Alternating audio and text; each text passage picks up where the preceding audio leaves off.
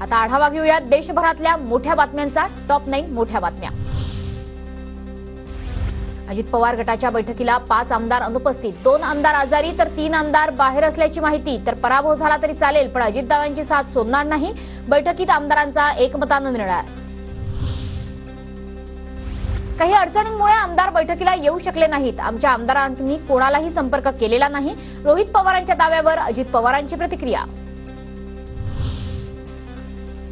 400 पारच्या नाऱ्याचा अपप्रचार, कुठे कमी पडलो याचं आम्ही चिंतन करू, भाजप खासदारांनी केलेलं संविधान बदलाचं विधान चुकीचं, अजित पवारांची प्रतिक्रिया।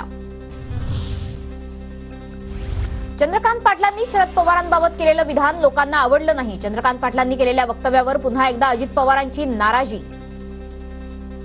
पहिल्यांदाच सांगितलं होतं, आज नाही, माझ्या मागे बोललो की बारामतीमध्ये येऊन मी पवारांना पाडायला बारामतीमध्ये आलो आणि ते पण असं हे करून लोकांना नाही आवडत। पंकजा मुंडेंना अहमदनगर शहरातून विधानसभेची उमेदवारी द्या, नगरचे भाजप शहराध्यक्ष अभय आगरकर यांची बावनकुळेंकडे मागणी। तर राष्ट्रवादीने सुजय विखेंसाठी काम केलं नाही, आगरकरांचा संग्राम जगताप यांच्यावर निशाणा। मुंबई शिक्षक मतदारसंघातून शिंदे गटाच्या शिवाजी शेंडगे यांचा उमेदवारी अर्ज दाखल, शिवाजी शेंडगे आमदार प्रकाश सुर्वे यांच्या जवळचे। बनावट आधार कार्डद्वारे संसद भवनात प्रवेश करण्याचा प्रयत्न, कासिम, मोनिस आणि शोएब नावाच्या 3 इसमांना अटक।